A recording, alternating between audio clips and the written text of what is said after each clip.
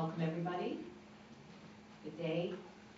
I'm Sally Blair, Director of Fellowship Programs here at the National Endowment for Democracy. I'm pleased to welcome you all to today's presentation, A Not-So-Rosy Result, Georgia 7 Years After the Rose Revolution, featuring Reagan-Fascell Democracy Fellow, Dr. Levan Berdzenishvili. We are also delighted to have with us as a discussant Dr. Miriam Lanskoy, Director of the Russia and Eurasia Program at the NED. The Reagan-Fascell program hosts democracy activists, scholars, and journalists from around the world to conduct independent research and pursue projects here at NED. Funded by the U.S. Congress through a grant from the Department of State's Bureau of Democracy, Human Rights, and Labor, the program brings some of the world's most dedicated men and women to exchange ideas and share insights concerning the democratic challenges facing their countries. Today's speaker is a wonderful example of this courage and commitment. Fueled by ideals of democracy and human rights, Georgia's 2003 Rose Revolution initiated a period of hope unknown since the country gained independence following the collapse of the Soviet Union. This hope quickly turned into disillusionment, however, as many of the initial reforms proved unsuccessful. Lack of political freedom, a defunct parliament, high levels of unemployment, and tensions with Russia over disputed territories have continued to plague democratic development, causing Georgia to resemble more of a semi-autocracy than the mature democracy promised by the Rose Revolution.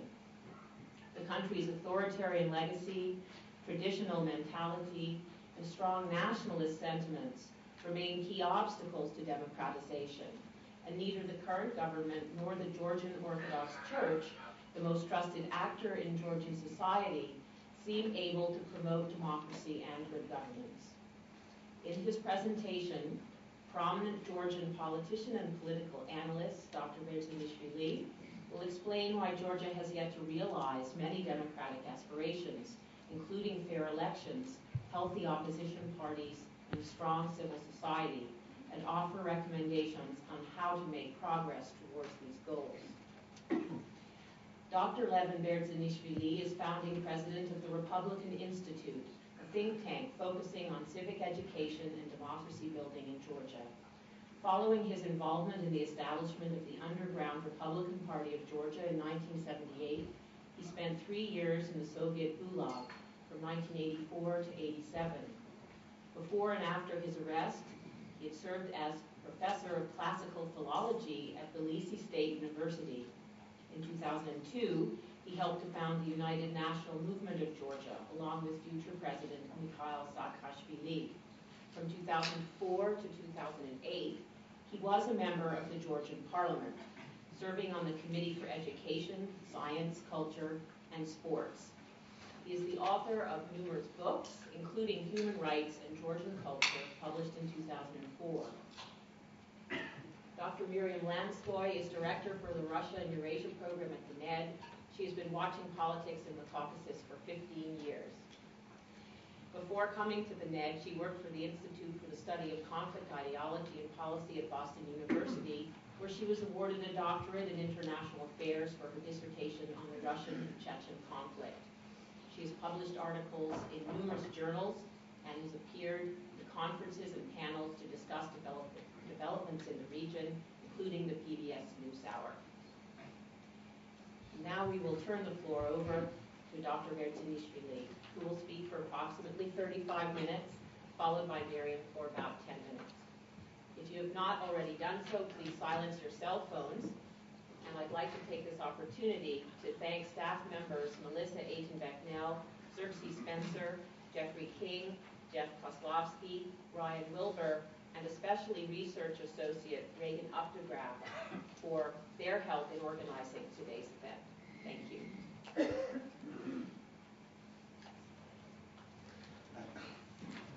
Hi everybody, thank you. First of all, I want to express my gratitude to NED and the great people of the Reagan-Fascell Fellowship Program.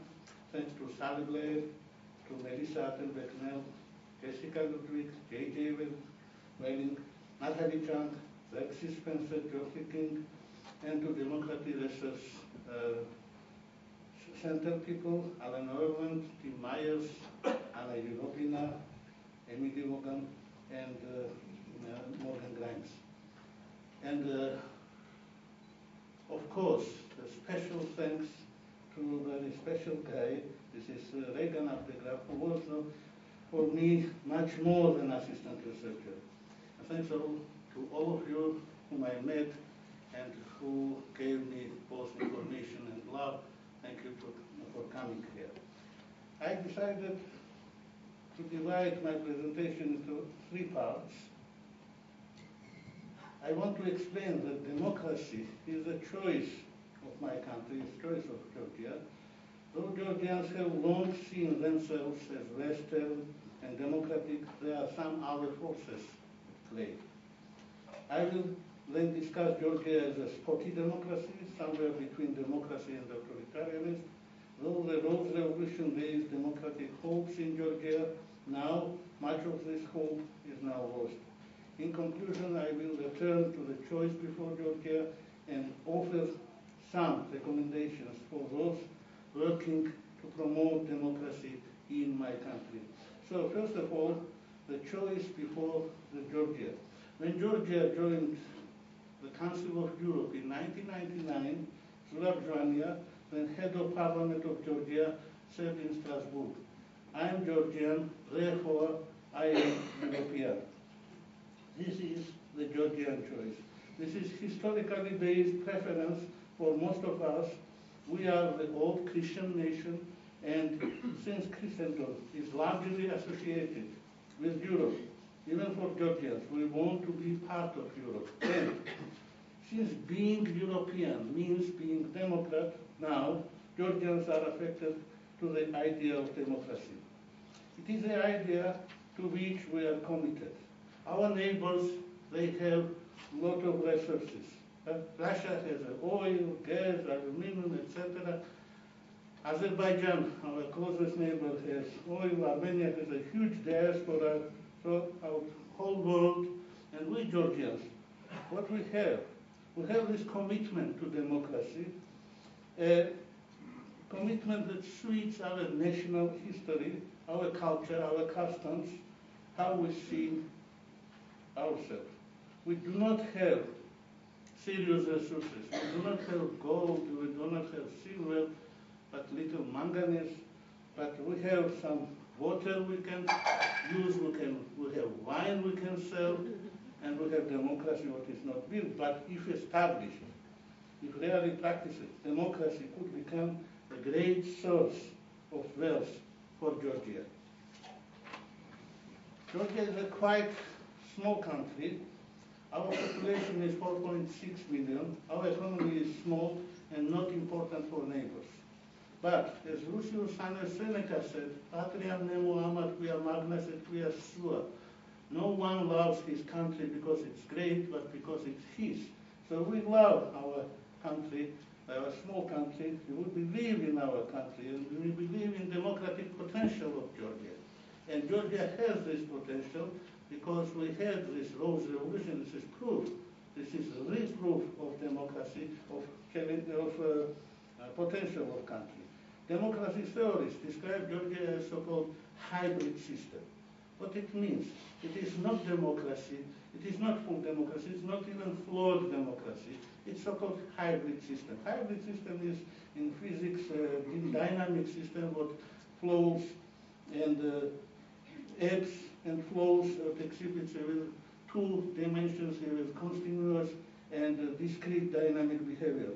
And in politics, in Georgia, what is ebbing and flowing between democracy and autocracy. One day it's more democracy, another day it's more autocracy, and we'll say that it's special kind of democracy. It's so-called spotty democracy.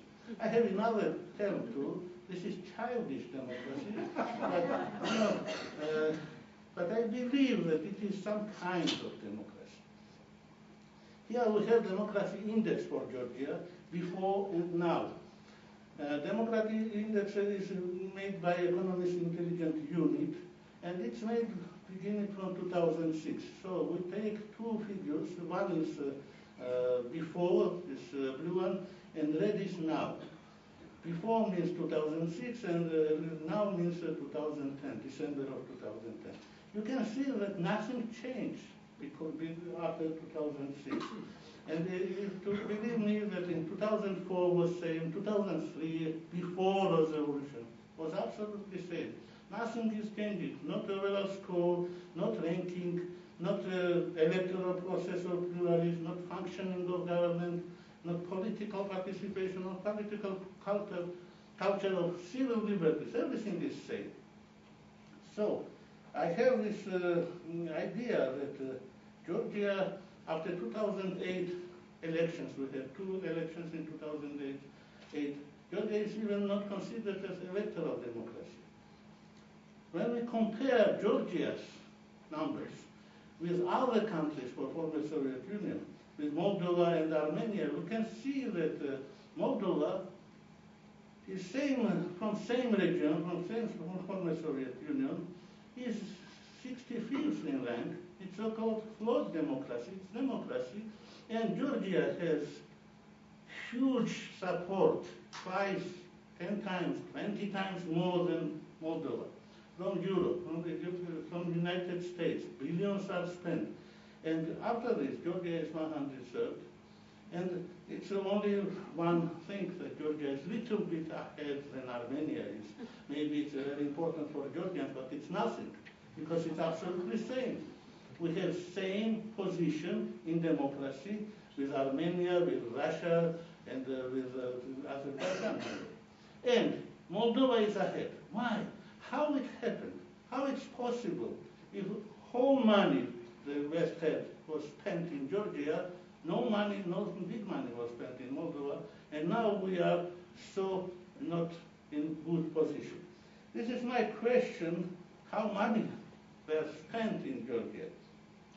When we compare, we have this question, of course. This is model what comes from my discussions with Thomas de Waal at the Carnegie Center. Tom de Waal told me that he thinks about this model, that Georgia has so-called triangle, and you can see this triangle. This is so-called west part, it means some European Union, US. This is so-called old Georgia, this is Georgian nationalists, and this is so-called Singapore. This is 3 models of economy, what we are developing country. First of all, this way, this is Western way, is very long. You need years and maybe decades to achieve goals here. All Georgia, this is isolation of Georgia in economics, in culture. Once we tried it, it was not good decision. And this one is new love of President Saakashvili. His seeming favorite of Saakashvili is Singapore. Singapore model, what means that you will have investment from countries like Singapore, from Emirates, from Abu Dhabi, from Moscow, from Astana, from any country, from countries who don't have any good idea of development of democracy, because this economic model is without democracy. But to consolidate power in one hand and not to give chance to develop of economy in reality. And you can see that no one way is easy for Georgia, but problem is that this choice, and this is very, very well activated now, because at last meeting with people, it was huge meeting of President Saakashvili, and the people were asking questions, and they had 3 hours for answering 2 questions. Here explain that Singapore is good way. So Georgia will be a Singapore. Georgia is a unified culture, no problems, is small, etc. But it's not true. Georgia is not Singapore, never will be, and never will be. So if this choice will have some danger, and it's not real. And this choice is more dangerous you can imagine, because isolationism was tried once. It was the right and good way to a civil war. In his brilliant article, published in November, Tom Waal, what he is presented here, Misha the Magician, it was a very famous article in Whole Georgia. He wrote that the postmodern style may not be sustainable as long as that. Next year, 2011, will require tough decisions being taken on Georgia's economy. The big Western aid package subtly in 2008 is coming to end. Foreign direct investment is down, and big debt repayment are looming in 2012. Even before the next elections, a different kind of leadership is required, with fewer grand promises and more gritty realism, of the kind that is not the strong point of Misha the magician. So, Saakashvili really is magician right now. You can imagine that he is in the center of this triangle. This is Misha Saakashvili, and it depends where he is. He is saying something. If he is in Washington or in Brussels, he is giving the whole proof that everything in Georgia will be democratic in democratic way, including the economy, politics, and everything.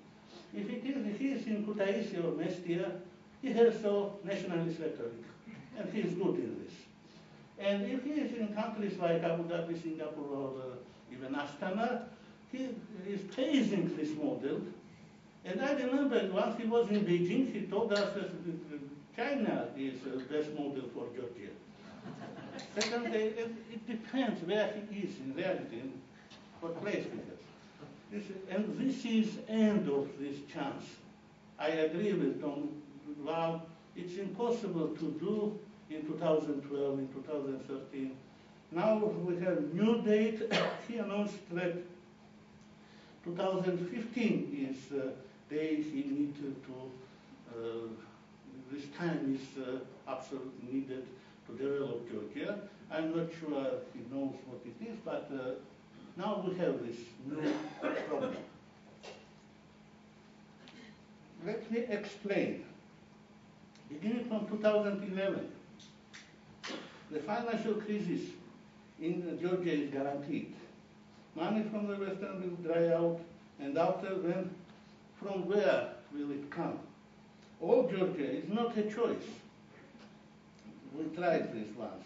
And though Georgian presidents dream about economical zones, Singapore, Abu Dhabi, etc., is not further and further consolidation of political control. Is not the way. It is same way to civil war. During the last years, we have an important change in the Georgian spectrum of politics. Before this, no one real big politician there in Georgia to speak about Russia, to be a so-called pro-Russian, but maybe a Labour Party leader. And now, all of them, many of them, they are going to Moscow, and they have good meetings with Putin, Medvedev, and some other people. Zhirinovsky is very popular for them. And you can see that this is former head of parliament of Georgia, Nino Burjanadze, the former prime minister, Zurab Norai David. I know everybody knows who is this guy. So, and now we don't have relations with Russia officially. We don't have diplomatic relations with Russia. We don't have direct flights to Russia. But some Georgian politicians, they are there every day. What is their dream? And this is one part of opposition. There exists another part, so-called pro-Western part of opposition. But pro-Russians, they are new guys, same guys they used to be, but with new accent, Russia. The idea is that in case of civil war, they will be peacemakers. And maybe they have some dream to enter into Tbilisi with Russian tanks. Maybe. It is possible if we do not have enough from the opposition from Western side, what is main part of Georgian opposition still. Support from the Western has dropped. This is the International Republican Institute's Georgian National Survey from years 2004 and 2009.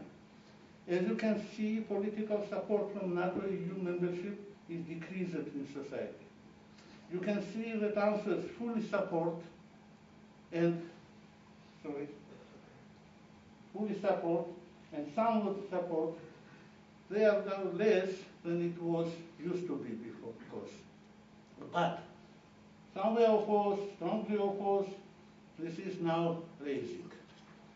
How it's possible if Western is giving money every day, if Georgia's president has this money, he's spending his money for army, for police and everything, and this is huge money, it's billions.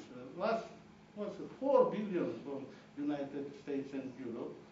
And how you can explain that you are paying money and you are buying hate from Georgians?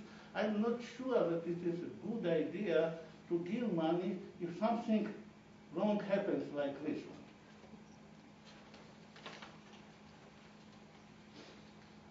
Let me explain how it was, why Georgia is spotty democracy after the Rose Revolution. Saakashvili consolidates power immediately after so-called Rose Revolution. First of all, in 1 month, he was elected in 2004 in January. In February, constitutional changes happened in Georgia. What it means? It means that the revolution was one of the late thing of revolution was it was answer to Shevardnadze's power that this power is too big.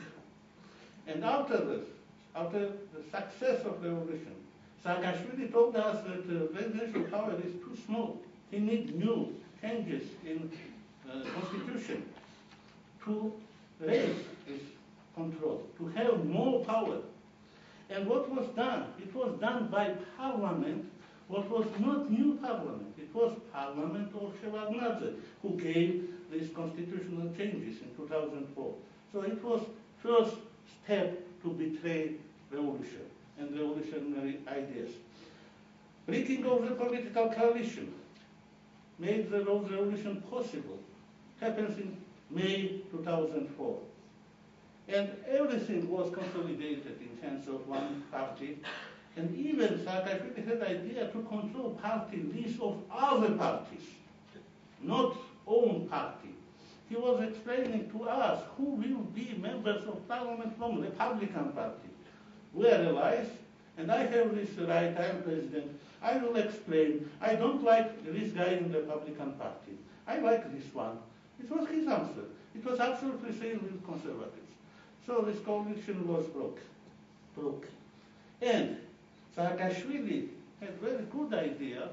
He knew that police was not strong against him during Rose Revolution, so he decided to have strong police. And all Western money he would spend in police. All money, maybe 99%, army, police, nothing more.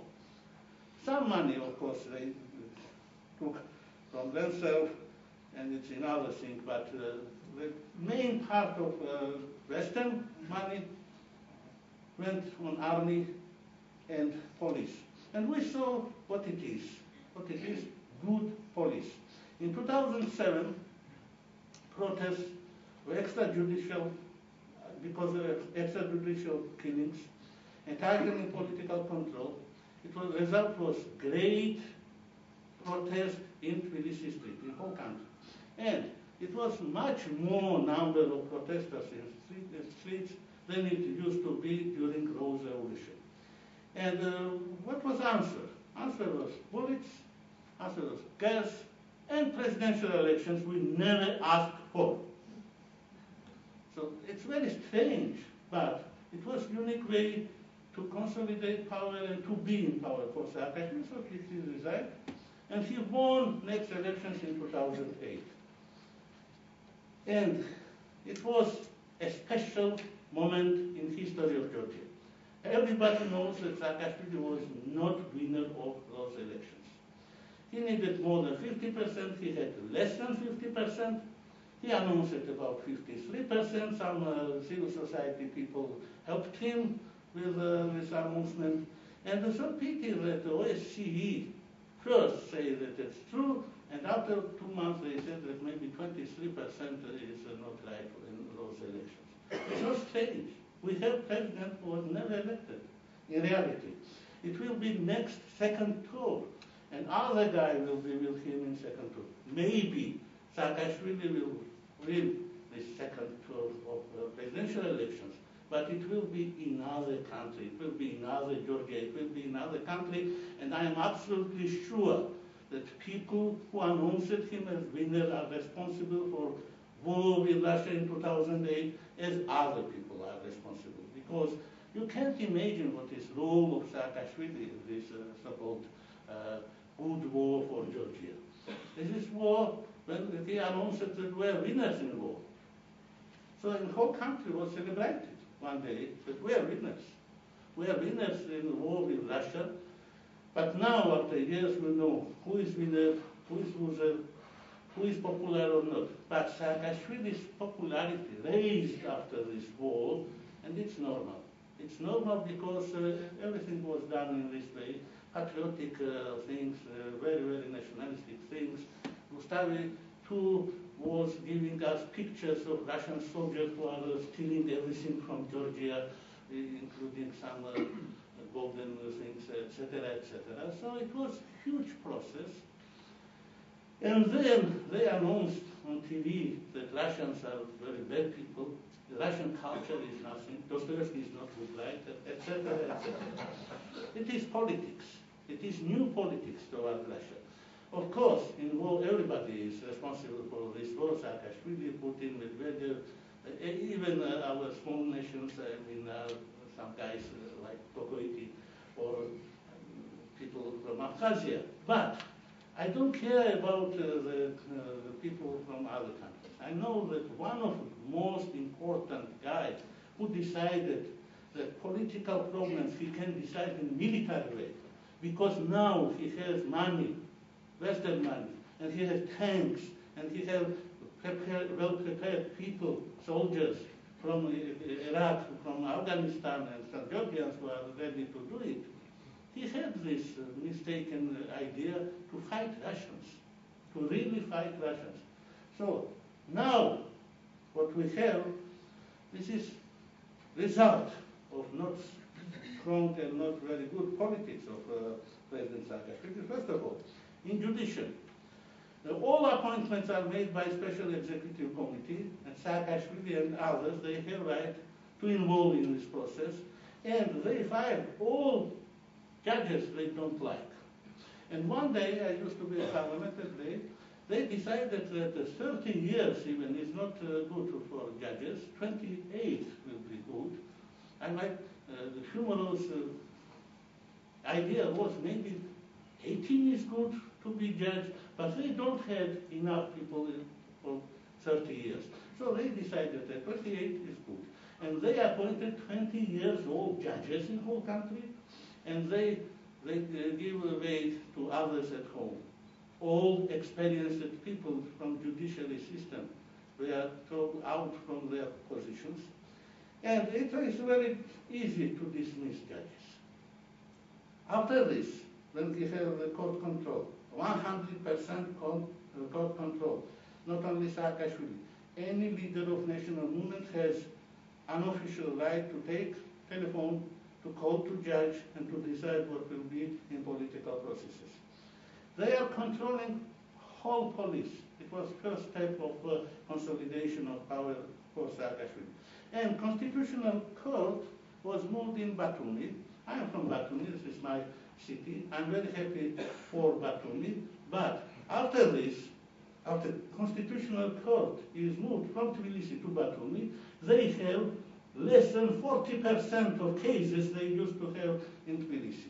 Because it's a small country, it's not very far, but it's not United States. Roads are dangerous, they are not good.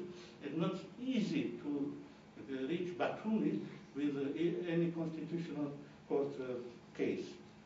So, Saakashvili has the idea to push branches of government outside of capital city. It's not one case. We have another case. Now we have 2 cities for parliament. First of all, one city for parliament is capital city, Tbilisi, next one is Kutaisi. And all plenary sessions by new constitution of Georgia will be in Kutaisi. You can imagine what it is. One day you are in Tbilisi, if you are parliamentarian, I used to be, I know what it means. And next day you are in Kutaisi, you need house in Kutaisi, hotel in Kutaisi, feeding, everything. And it's Georgia, small country with small budget, no money for this, and now we are deciding this way. So it's huge and great mistakes, I think. How it was done? It was once when he decided that Kutaisi is not very happy because there are no jobs, no money, and he told them, you don't have money, I can do nothing for you, but I can give you pride. I can give you parliament. So Kutaisi, they are happy, of course. They have parliament, they don't have jobs, they don't have money, but they have parliament. Tbilisi is not very happy because everything from capital city is going to in other cities. New constitution removes local mayors and municipalities from previously three-tier federal system. You can imagine we had three-tier federal system, now we have two-tier federal system, and federalism or devolution is seen as a threat by Saakashvili. And I can even give one example. We have one very good one author in Georgia, professor. He wrote very big and interesting book about federalism. The book became the main book, handbook of federalism for Georgia. It was before Rosy revolution. The author is Gia Hubo, very well-known judiciary guy in Georgia. And a good, very interesting scholar. And after this, Saakashvili announced that this is threat for Georgia's federalism. But at the same time, he appointed this Hubo as rector of Tbilisi State University. It's the main university in the country. Next day, Hubo announced that federalism is not good, and his authorship of this book, it was his mistake. This is wrong.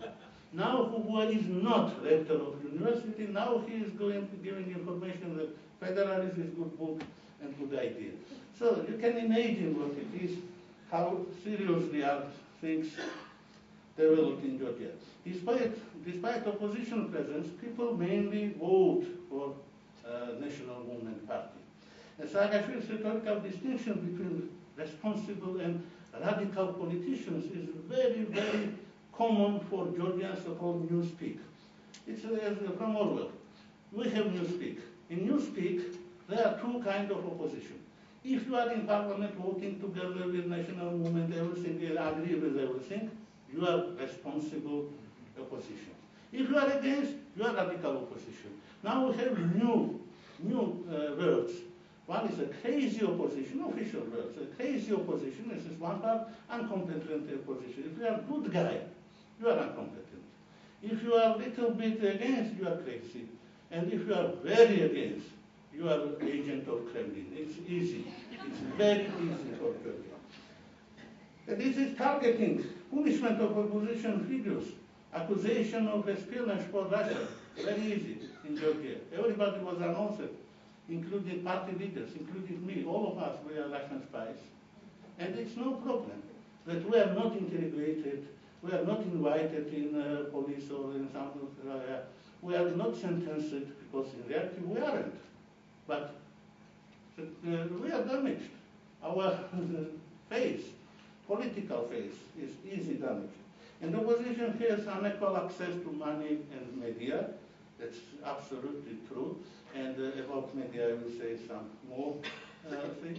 And corruption is at top level. Let me explain corruptional things in Georgia. Georgia used to be a very corruptional country during Soviet time, during Shevardnadze's time. Every 5 meters you are stopped by so-called Guy people. Guy was inspection, auto inspection on roads. And you are obliged to pay. 5 laris, 10 laris, 2 laris, 1 laris. Once one guy stopped me and told me, why you stopped me? He told me that you have a nice car. You have to pay for it. So, the car was not so nice, but I have to pay. Now it is not, now it's over. No street corruption. We are not paying for this in streets. And we are not paying for the documents the government is giving for us, I mean IDs, passports, etc. And this is good, of course, and this is some achievement. But now we have high-level corruption. And I can explain.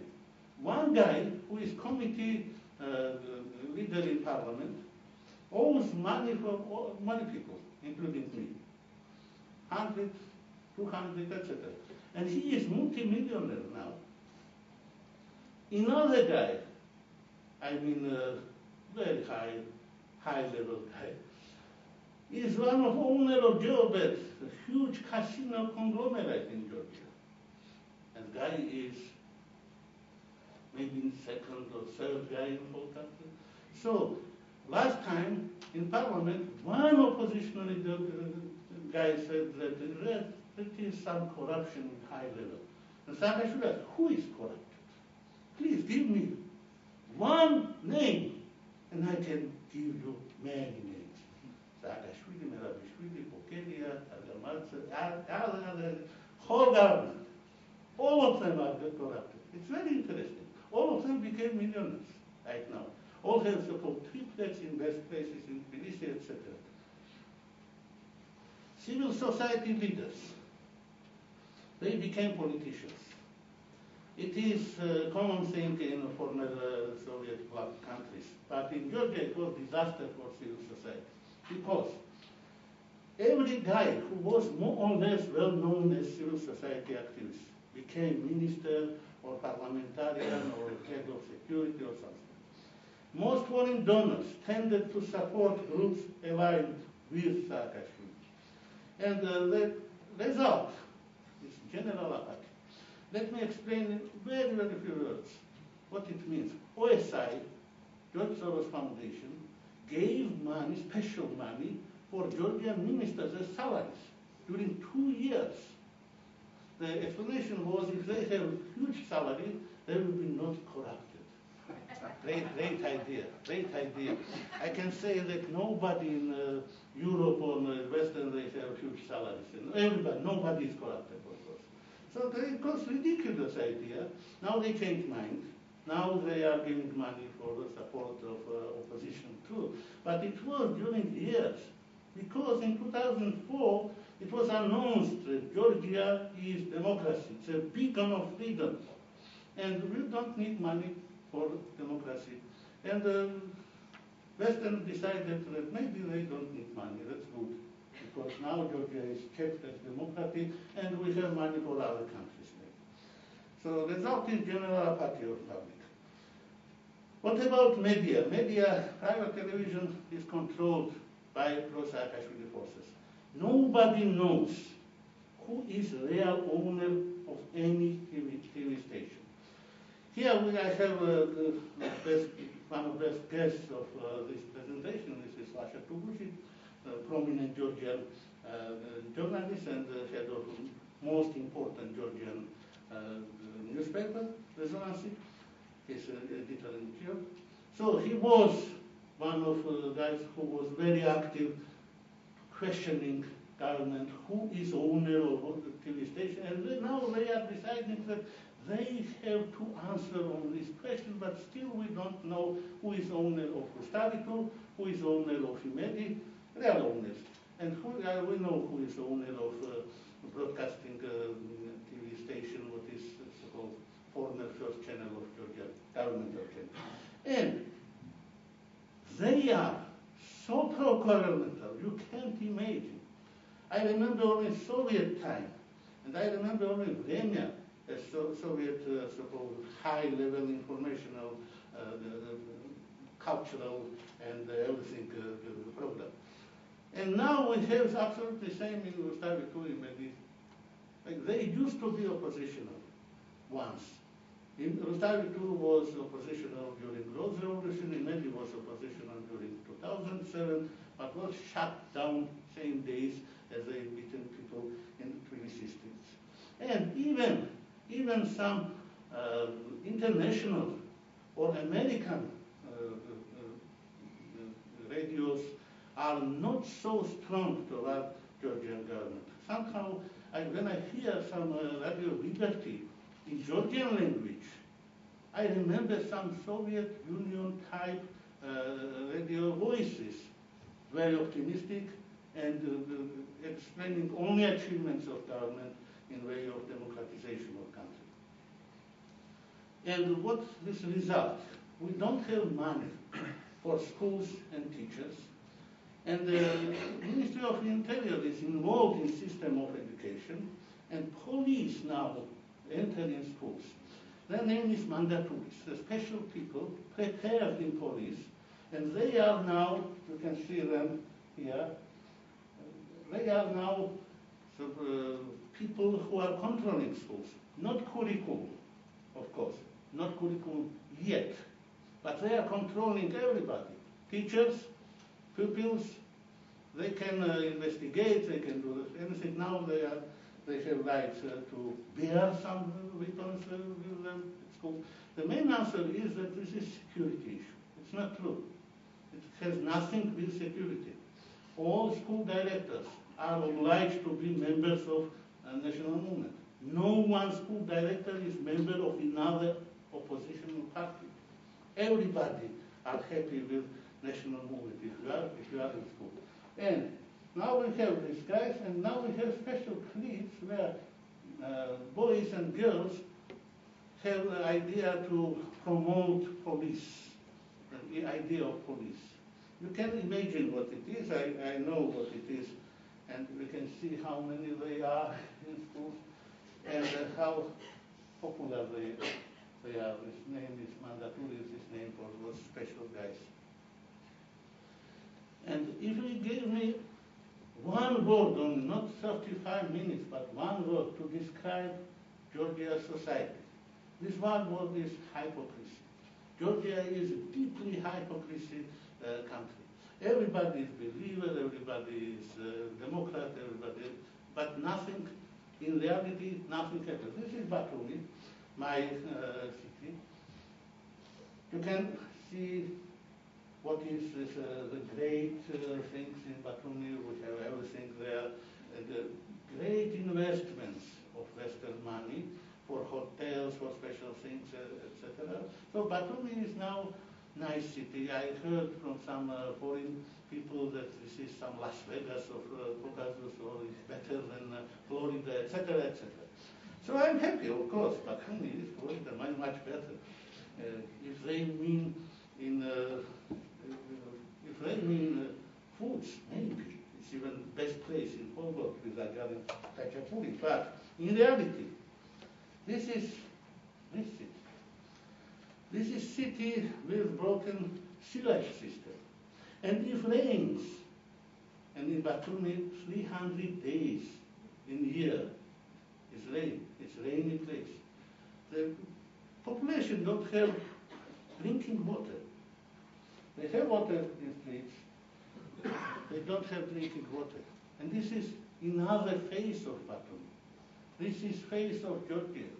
Georgia has two faces. First of all, this is facade, very good, done for, and we are, every day you can see Georgia's great country, where is economical development in highest level. You can see advertisements in good Western newspapers and journals, in Economist, in the Wall Street Journal. Georgia is paying for this, that was the best place in the world. This is real Georgia, in reality. And what we have in society, we have a so-called rally around the flag nationalism. Frequently is used by politician leaders for electioneering purposes. What it means? It means that one day, I remember this day very well, Georgia's former president, Gamsakuri, announced that the Georgians are much better than others. And any Georgian is most experienced in politics than Margaret Thatcher, Kohl, and President George Bush taken together. And it was huge applause because everybody was happy. We were best in the whole world. It's so great. If it's great, it's saying I am proud because I am Georgian. It's after, I joked at time, it's the same to say I am proud because I was born in Friday. But nobody agreed with me. They were proud, and it was that in critical days, Georgia decides that nationalism is main answer to questions. If something wrong in democracy, this is of course Russian spies. You see, if it's something wrong with economic development. Of course, this is not wrong support from Western part, and Russia, because Russia is very interested to destroy everything in Georgia, etc., etc. And people agree with this. There are some people who have this agreement that yes, Georgians were great, we have everything, but Russians have something against us. One example is this 2008 war with Russia. After this, we have some problems with the EU and NATO. And the Orthodox Church, who is very, very well trusted in society, is not together with us building democracy. They have something against. And minority rights are not same as rights of the whole country. And civic education in minorities, it's disaster. I remember one case when BBC journalist asked two women in Azerbaijani region of Georgia, whom you gave your vote. She answered, son, I don't know. They told me number 5. And she was absolutely sure that it's enough answer on elections, on presidential elections. Number 5 was, of course, Mr. Saakashvili. What we have after so-called authoritarian Hungary. Georgia is former Soviet country, former communist country. Of course, we have Soviet legacy, and this is product of Soviet legacy. It's not only hypocrisy, but it is that we are against the laws. During Soviet Union, whole nation thought that it is good not to obey laws.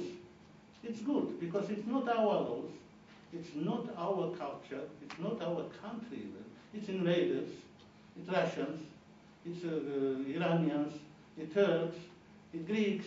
It's not our country, it's not our laws. And everybody was against law, and you were hero if you were against law. And now we have in autocracy. Of course, Georgia is not nobody is in obedience of laws in Georgia.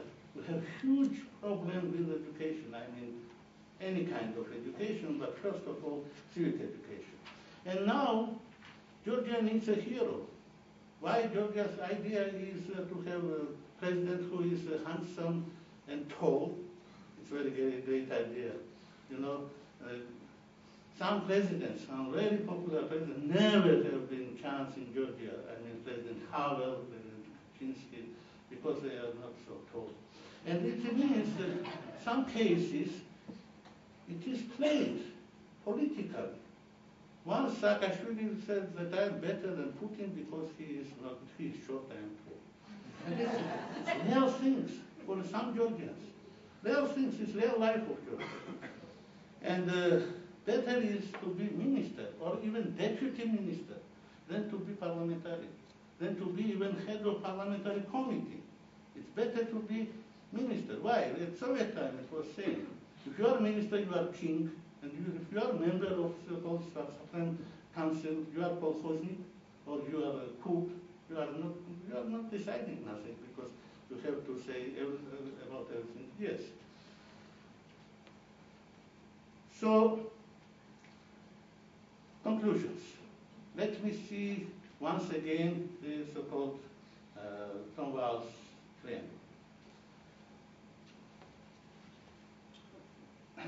This part is very weak in Georgia now. I'm absolutely sure in the nearest future Singapore will be Georgia's choice. And in this case, it will be big struggle in Georgia's society between all Georgians, or Georgian nationalists, and Singaporeans. And this peak will fade. No Western. And Georgia will become country where two parts are worse, both of us, the parties are worst.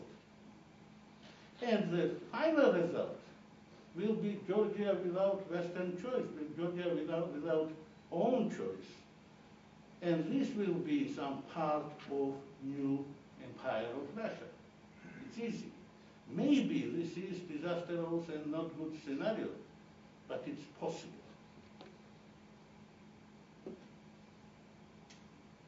First conclusion is that democracy in Georgia is not mission accomplished. It's not true. It never was true. Excuse me, but when it was announced, I was happy together with others, but I knew that it is ridiculous. It was not serious. It was only words of guess, as we are, it was some kind of Georgian toast only. And what it was not deeply serious, never. It was not established in Georgia. We don't have any democracy. The mission is still not accomplished. Opposition is fragmented, marginalized, and constantly targeted by the ruling party. That's true.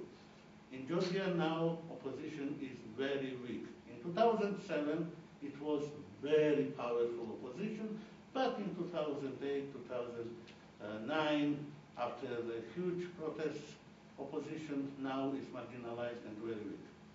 Police is central of Saakashvili's control, and education seems to be the next area of consolidation of power. New constitution, we have in new constitution new problems. We will have two guys responsible for two countries, popularly elected president, and prime minister who will be approved by parliament after president will see who is winner in parliamentary elections. And it will be coalition or governing party, and he will take one guy as prime minister, and then this prime minister, candidate for prime minister, will choose some cabinet, and parliament have to approve whole cabinet. But in this case, some power is shifted from president to prime minister. That is good move, but in reality we have two pikes of power in executive. That's not good, because in crisis, president is main guy, and it will be in his interest to have crisis. It is so easy in Georgia to have crisis. Only one announcement that Russia has some not good ideas about Georgia, and next day you have crisis in Georgia. It's easy. So it is dangerous way. And European Council and Venice Commission, they said, yes, you know, this is good move in right direction. And no, it's not true. It's dangerous constitutional changes, and in the next 2 years, we will have somehow maybe first signs of civil war in Georgia. And what we need is a smart Western support of civil society and opposition, essential to saving Georgia's democratic prospects. You know that everybody knows that it's impossible to directly support the opposition by money, but it's absolutely real to support ideas of opposition. Let me explain. NDI worked with Georgian oppositional parties on electoral law. And it was good work, everything was done. 8 parties agreed that now they have good